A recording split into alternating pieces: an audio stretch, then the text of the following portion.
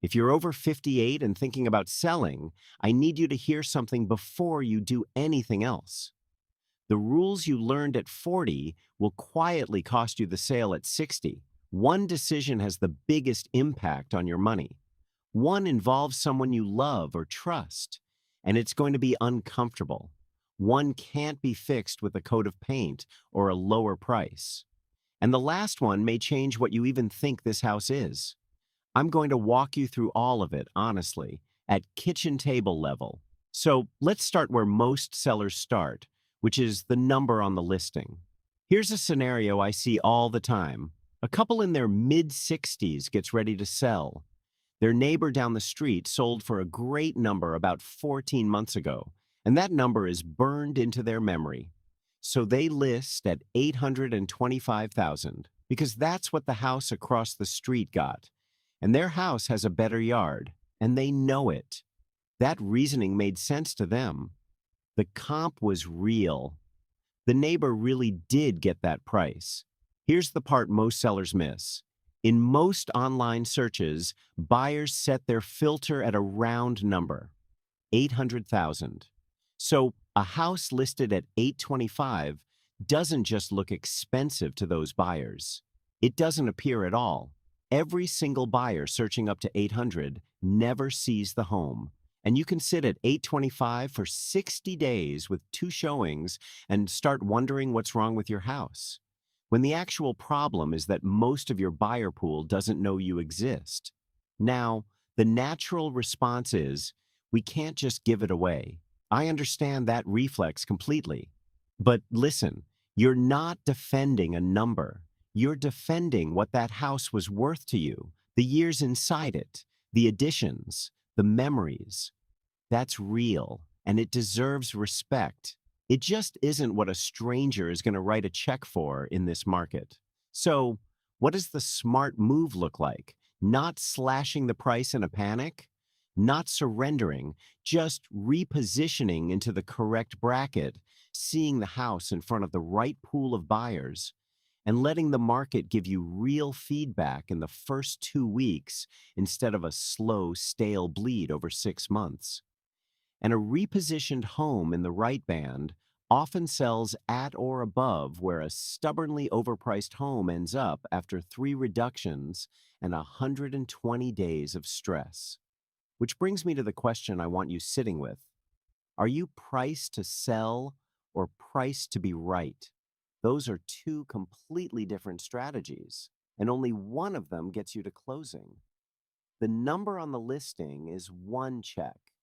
Now let's talk about the check you're about to write to a contractor, because this one gets expensive fast.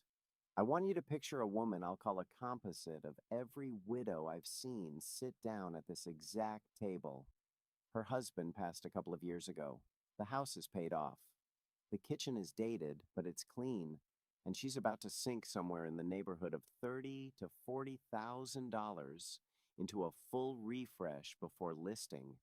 New cabinets, new counters, new backsplash, because the house, in her words, deserves it after all these years. I understand that feeling on a level I can't fully describe in a video. That house raised the kids. That kitchen fed everyone. Sending it out looking tired feels like disrespecting the life that happened inside it.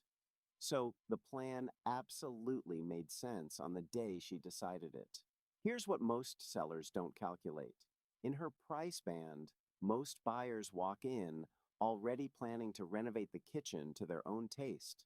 They're not paying dollar for her choices. So she might spend 40,000 and only see maybe 12 or 15 back in the sale price, if that. That's the direct cost. Now add the indirect cost, which almost no one runs the numbers on. 6 months of delay while the renovation happens, 6 months of mortgage or taxes, insurance, utilities, HOA if she has one, the yard, the pool service.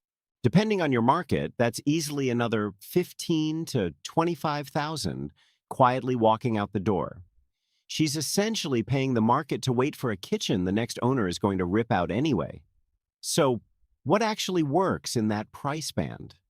A clean and brightened pass, fresh, neutral paint, a deep clean you can smell when you walk in, declutter aggressively, update the light fixtures for a couple $100 a room, fresh mulch in the beds, power wash the driveway. That kind of pass, in most markets, returns more per dollar than almost any major renovation you can do before a sale. And here's the deeper twist, and this one lands hard for people. You're not renovating the kitchen for the buyer. You're renovating it for the version of yourself who still lives in that house. That's not a criticism. That's a very human instinct. It's just an expensive one right before a sale. So sit with this one. Are you updating this house for the buyer or for the version of yourself who still lives here? Those two people want very different things. Now, the last mistake was on your side of the table. This next one is about who's sitting across from you, and it's the one people fight me on the most. Here's the setup. You're getting ready to list, and you already know who you're going to use. Maybe it's the niece who just got licensed last year. Maybe it's the friend from church who's been in real estate part-time for a decade and closes about 4 deals a year. Maybe it's a longtime family friend you'd feel guilty passing over, and that loyalty is beautiful. Genuinely. It says something good about you. Here's what I want you to know. If you're over 58, this sale is very likely the largest financial transaction of your decade, possibly of your life. And a part-time agent, no matter how kind they are, often doesn't know how to price a home in a shifting market. They don't have the marketing spend.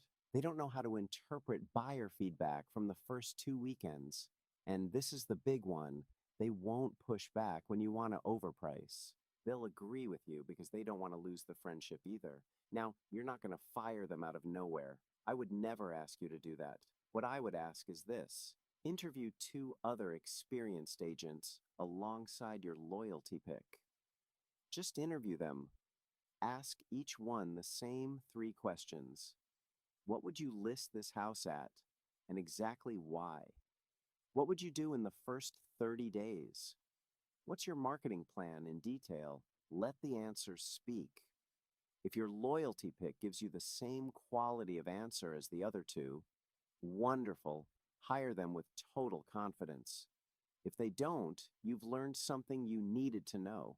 And here's the honest tension underneath all of this. You'd rather have one awkward conversation now than a year of regret.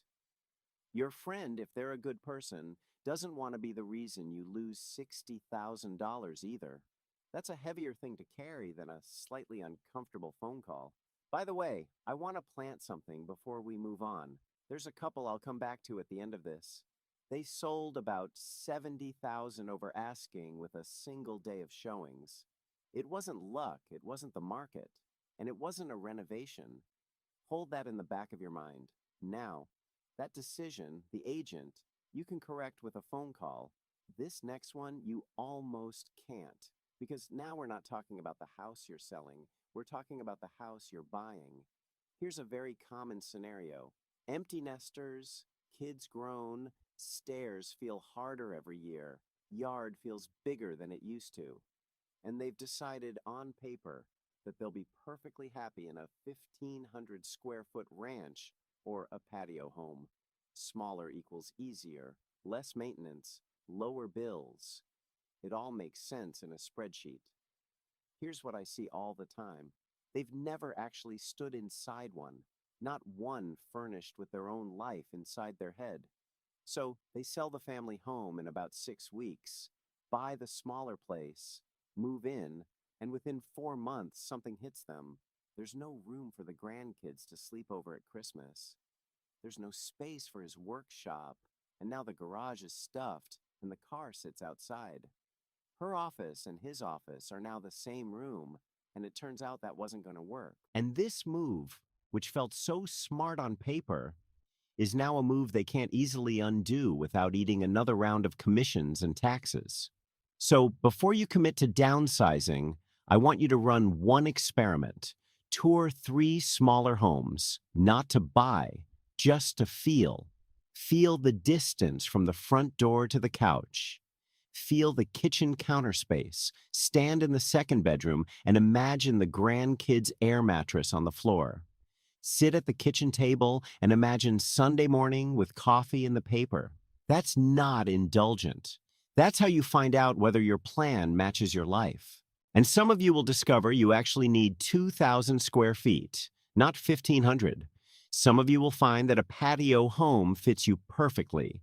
And some of you will realize you don't want to downsize at all. You want to stay and maybe put an elevator or a first floor bedroom in this one instead. All three of those are wins because they're decisions made with information, not with a mental picture. So the question I want you carrying is this: have you actually stood inside the life you're planning to move into? Because imagining it and standing in it are two different things. Now, everything we've talked about so far, the pricing, the renovation, the agent, the next house, all of it lives outside of you. Contracts, rooms, people. But this last one lives inside your own identity, and I want to be careful and honest about it, because it's the one that keeps more sellers stuck than any of the others. I want you to think about that widow again, the one who was about to renovate the kitchen, or a couple where the husband's health is quietly narrowing the window every year, or a parent whose adult kids have started very gently bringing up the house over Sunday dinner. And every single time, the sentence is some version of, "We're just not ready yet." And I don't want to talk you out of that. What I want to do is help you look at what not ready is actually costing. Because a lot of people treat waiting as if it's a neutral position. It isn't. Every month of not ready is a month of carrying costs on a house that's too big for your life.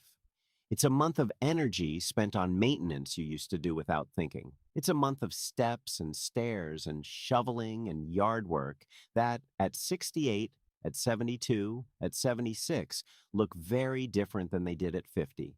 And I have to be honest with you, health rarely gets more predictable after 60, which means the seller who waits until they have to sell has fewer choices and less time to choose well than the seller who plans 1 to 2 years ahead.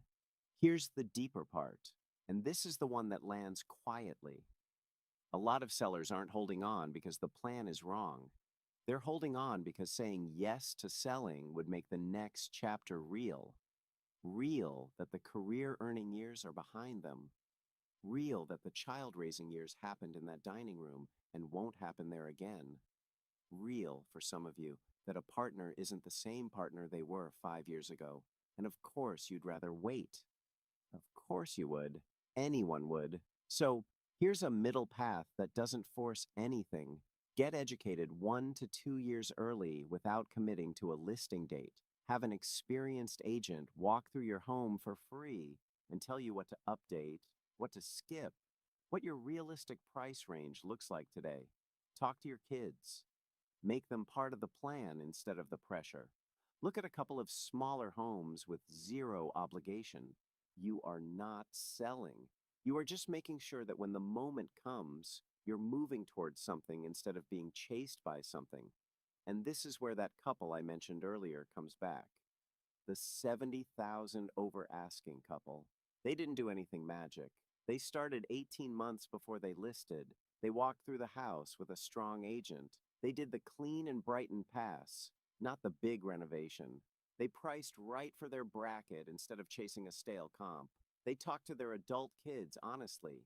And when the listing went live on the first weekend, they were ready in a way most sellers just aren't. That's the whole trick. So the question sitting under all of this is a soft one, but it matters.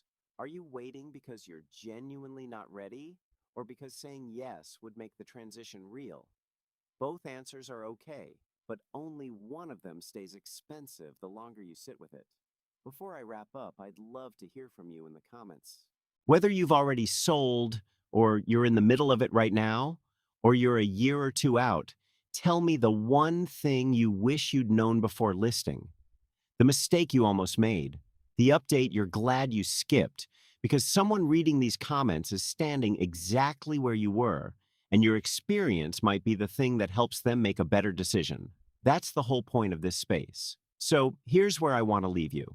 Selling a home well after 58 isn't about squeezing the last dollar out of the closing table. It's about deciding what deserves your remaining pre-move months and what's quietly draining them. You own the house, but the maintenance, the indecision, the taxes, the calendar of showings, the emotional weight of it, all of that can end up owning you if you let it. You get to keep what's meaningful. Really, you do. The photo you took off the mantle, the tree your kids planted in the backyard, the recipe cards from the kitchen drawer, the memories, all of that goes with you. What you're allowed to question is what's merely familiar. Familiar isn't the same as right, and the life you're moving toward deserves as much of your attention as the life you're leaving. If pricing strategy is the piece you want to go deeper on next, I've got a full breakdown of how to position your home in a shifting market without slashing your way to closing. It's the natural next step after this one. I'll see you there.